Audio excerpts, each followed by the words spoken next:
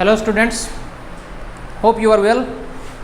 Today I shall discuss the 9th chapter of your book, the chapter which has been included in your half yearly course. The name of this chapter is Verbs and Kinds of Verbs. It is written on the board. You can see it is the 9th chapter, as I told you earlier. So at the very beginning I shall start the discussion of verb, that is VERB. Now a question arises in our mind: what a verb is? This question may come in our mind. Being the student of class 7, all of you, perhaps all of you, know that what a verb is. Still I have to say the definition. The definition is the word which denotes an action. This is a verb. Once again I am saying, a verb is the word which denotes an action. For example, he goes to school. In this sentence, which word is denoting an action? Goes. This is a verb. I write letters. Write, the word write is denoting action, that is why it is verb. So the word which, simply we can say, the word which denotes an action, this is a verb, or the verb is that word which denotes an action. Now if I complete this discussion, the whole discussion will not be enough. Whole discussion of this chapter will not be enough. The chapter is not only about verbs. The chapter is about verbs and kinds of verbs. We have to discuss more. We have to proceed further. That is why some more things are required. I am proceeding. So I am writing here verb. Verb is of two types: transitive, intransitive.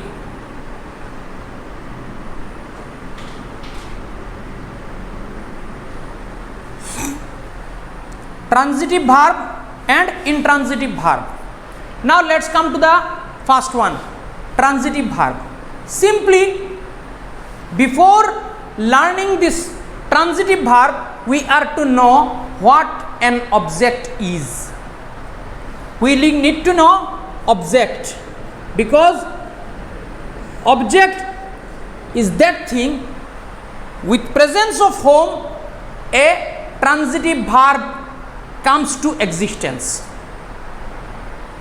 Object is required in transitive verb. Later on I shall tell the full definition of transitive verb, but before going through this transitive verb, we have to know object.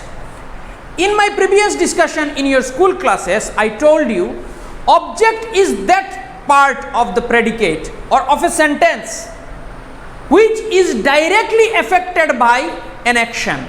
For example, I am taking the pen. I am taking the book. I am reading the book. I am speaking to you. I am teaching English. I am learning English. I am reading a book. I am singing a song. In this, all the sentences, whatever I have said, in all the sentences, I am singing a song. Song is being affected by my singing, my action. I am taking a book. For my taking, it is going to upward. It is going upward. I am taking a pen. I am picking out a pen. Because of this picking out, the pen is hanging here. That means because of this action, because of my action, the pen is affected. I am picking out a pen. I am taking a hanky. I am opening the window. I am opening the door. I am teaching you. Like this, for my teaching, you are being affected. For my action, you are being affected. So you will be the object, hanky will be the object, book will be the object. I am reading the book, book will be the object. I am taking the pen, pen will be the object. I hope you have understood. The thing which is directly affected by any action is called object. I hope this definition will be enough for you to better understand. But I need some more illustration. We need some more illustration so that you can understand in a better way. For identifying an object, we need three things. How to identify an object? In my previous classes I discussed these things. Once again I am recapitulating. You are to remember this thing. Three things are required for identifying an object. These three things are: first, direct action; second, by asking what? By asking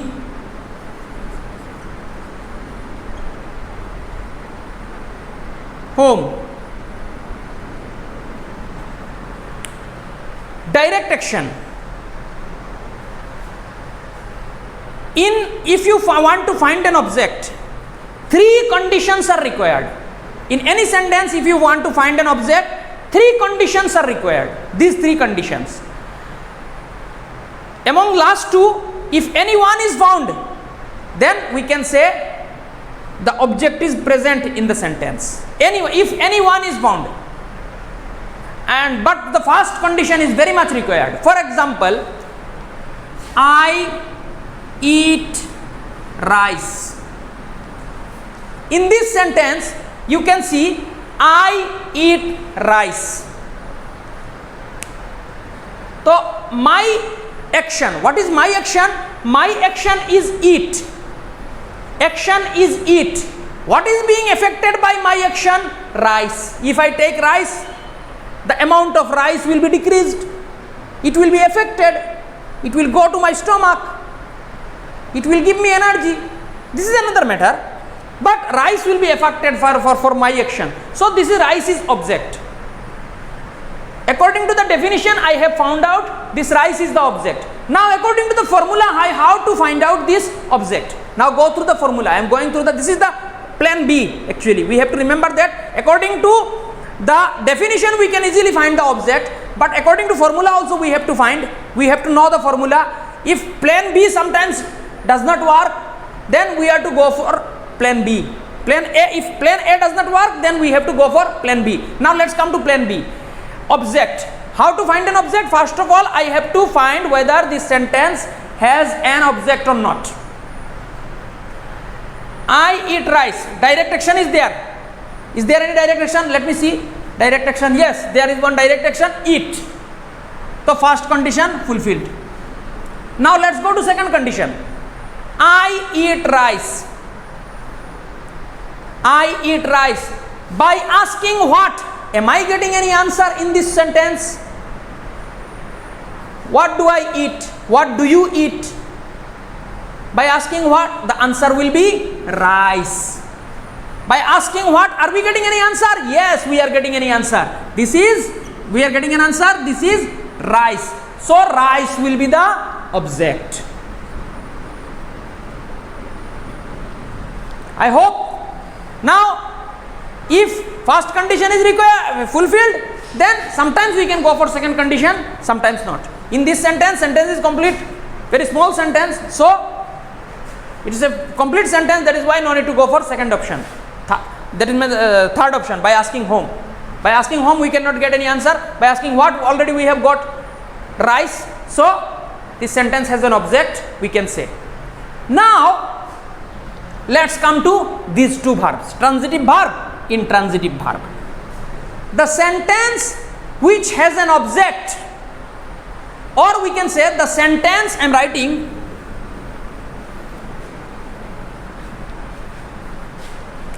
the sentence which has an object, presence of object will remain. It is called transitive verb.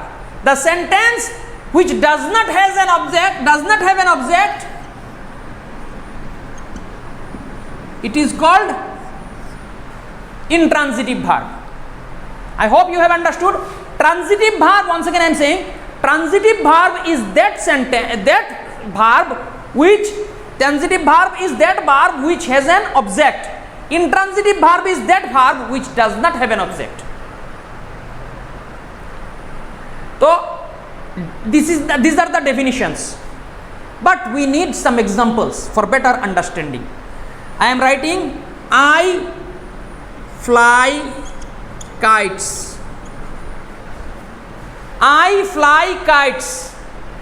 By asking what? But is there any direct action? Yes, flying.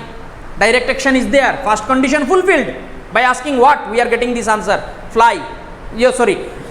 By asking, direct action is there. By asking what? Are we getting any answer? What do I fly? What do you fly? Answer will be kites. That means by asking what, we are getting the answer kites. So it has fulfilled the second condition. That means by asking what, we are getting any answer. So we can say the kite is an object. So this verb, the fly verb, is transitive verb. The verb, look at my finger, the verb which has an object, it is called transitive verb. I go to school. I go to school. Does it have an object? Just go through. I go to school. Does this sentence have any direct action? Yes, direct action is present. But if only direct action is present, but rest other two conditions are not fulfilled, then we cannot say this sentence is transitive verb. This sentence has an object. So I go to school, direct action is present. But second condition, by asking what, are we getting any answer? No. By asking where, we are getting any answer. Where do I go? Where do you go? We are getting answer to school. We are getting this answer school. So for getting this answer school, we have to ask where, not what. So by asking what, we are not getting any answer. By asking home, are we getting any answer? Home do you go? No. We are not getting any answer.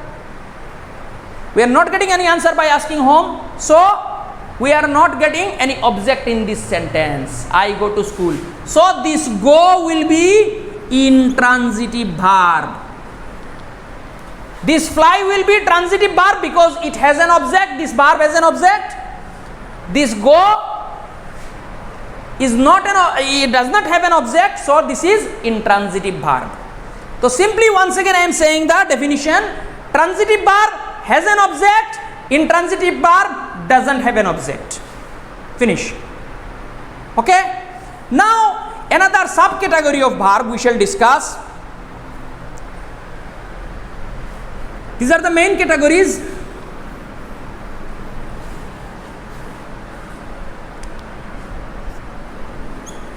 Verbs of incomplete predication. We can say definition is the verb that requires a word or group of words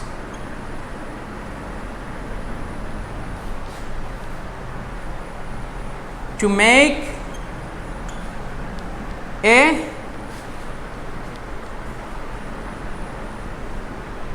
meaningful sentence.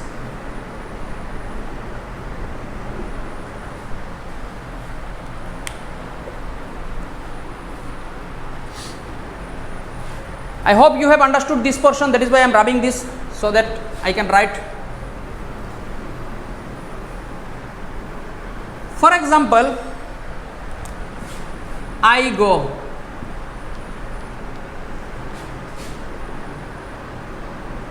You look.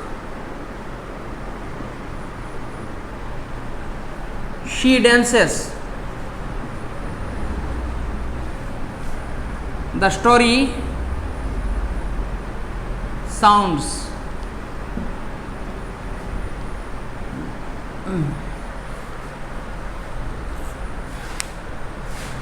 I go.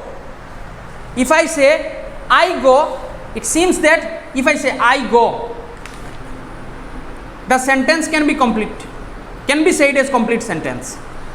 She dances. What does she do? She dances. What do you do? I go.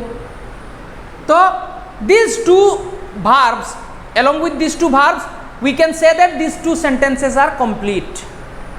So these verbs are verbs of complete predication. But here, you look, or it smells. If I say you look, the story sounds, it smells, the sentence is not complete.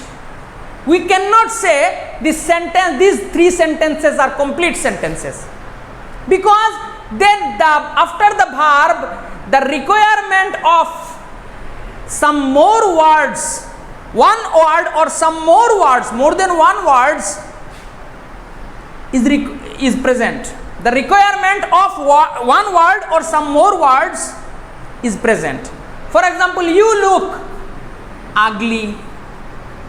If I use this word, then the sentence can be completed. It can be said as complete sentence. You look ugly. Without ugly, the sentence is not a complete sentence. That is why the verb is called as the verb of incomplete predication. Here also the story sounds. How can a story make sound? So the story sounds. This sentence is also incomplete. So we are to use the story sounds interesting. After adding this word interesting, we can say the second sentence is a complete sentence. Here it smells nice or bad, whatever. It smells nice. After adding this, we can say the sentence is a complete sentence. That means the verbs here, all the three verbs are not enough for making a complete sense.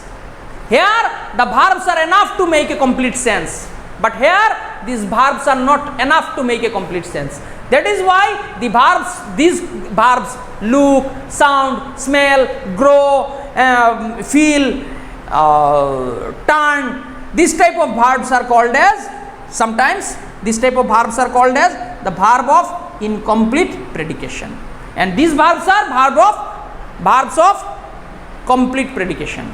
Is that clear?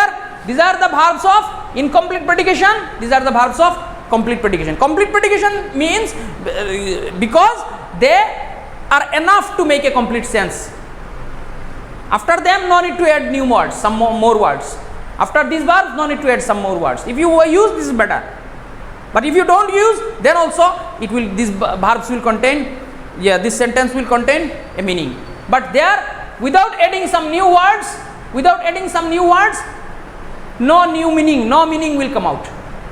Honey tastes, it sounds, you look. Up to this much if you finish, then sentence will not be considered as a complete sentence. I hope you have understood. So that is why these are verb of incomplete predication.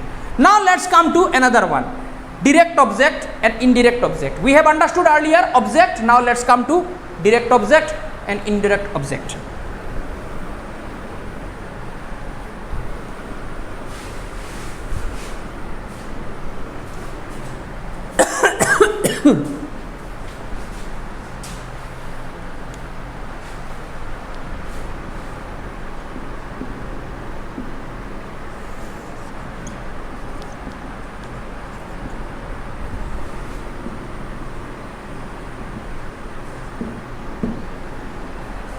Okay. Earlier I discussed about object.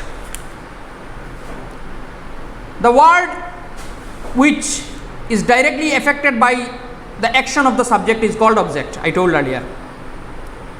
Object is of two types. Object is of two types. One is direct, one is indirect. Direct object is that object. Direct object is something. That means thing. And indirect object is someone to whom something is done or given. Direct object is thing and name of something or anything, and indirect object is some person maybe or someone to whom or for whom something is given or something is done. For example, he teaches us English. In this sentence, have you found any object? Yeah, we are getting the word. Are you getting any answer by asking, is there any direct action? Yes, there direct action. There is one direct action, teaches. Now, let's come to by asking what are we getting any answer? What does he teach? English. By asking whom are we getting any answer? Yes. Whom does he teach? Us. We are getting. So, I have found two objects in this sentence. By asking what, we are getting one answer. By asking whom, we are getting one answer. That means three conditions have been fulfilled. And whenever three conditions will be fulfilled, at that time we can say the sentence contains two objects. So, by asking what, we are getting one answer, by one object. By asking whom, we are getting second object. Now, let's come to this point. Which object is what? So, earlier I told direct object is something which is done, or direct object is something. So, what is the thing in this sentence? English. And indirect object is someone, some person. Direct object is something or name of something. This is English, something. And indirect object is one person maybe, to whom or for whom something is done. So, for whom English is being taught? English is being taught for us. So, this is indirect object. This is direct object. This is indirect, this is direct. He teaches us English. English is thing, direct, us, person, for whom English is being taught. This is indirect. English direct, us indirect. Is that clear? So easily we can find. I am giving you a pen. Pen is direct object, thing. You, indirect object, for whom pen is being given. For you, pen is being given. So, this is indirect object. Is that clear? So, this is the chapter. Now, another point remain, that is auxiliary verb. Auxiliary verb is often called as helping verb, which is used to make a sentence negative, to make a sentence interrogative, okay, or any short answer. For example, are you going? Yes, I am. For making a short answer. So this type of verbs are called as auxiliary verb. Auxiliary verb is that verb which helps the main verb to make a complete sense. For example, I am going to market. Main verb is going. The verb I am is helping this main verb to make a complete sense. He has done this. Has is the auxiliary verb. It is helping the main verb done to make a complete sense. So this is auxiliary verb. This am is auxiliary verb, has is auxiliary verb. And if you want to make a negative sentence, we have to put not. If you want to make an interrogative sentence, then we have to put has before he. Has he done this? The sentence will be interrogative. Has he done this? If you want to make this sentence, has he done this? Sentence is interrogative. So auxiliary verbs are used for making a sentence negative or interrogative. For example, I am Rafat. I am Rafat. Am I Rafat? This auxiliary verb is used. It is put before the subject. If I want to make it negative, then also auxiliary verb is used. After this we have to put a not. I am not Rafat. Like this auxiliary verb is used. So up to this much the discussion of whole chapter. So let's go to the exercise. In your exercise, point out the transitive and intransitive verb in the following sentences. Name the object of each transitive verb. I am writing some exercises. I am letting you do some exercises and rest others will be given from the office. Hard copy you will get within a few days, inshallah. So let's go to first one, first exercise. Mr. Sharma, page number 68. You go through page number 68. You will find at the bottom exercise 1. Point out the transitive and intransitive verb in the following sentences. Name the object of each transitive verb. Mr. Sharma runs a hotel. Number 1. Mr. Sharma runs a hotel. We are to say whether the given verbs are transitive or intransitive. We have to say Mr. Sharma runs a hotel. First condition to find out an object, whether there is any direct action. Yes, there is one direct action, runs. By asking what, are we getting any answer? Yes, we are getting. What does Mr. Sharma run? A hotel. That means a hotel is the object. By asking what, we are getting this answer, object. So it is, the answer is runs, transitive verb,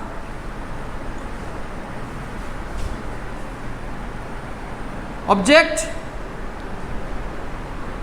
a hotel, object.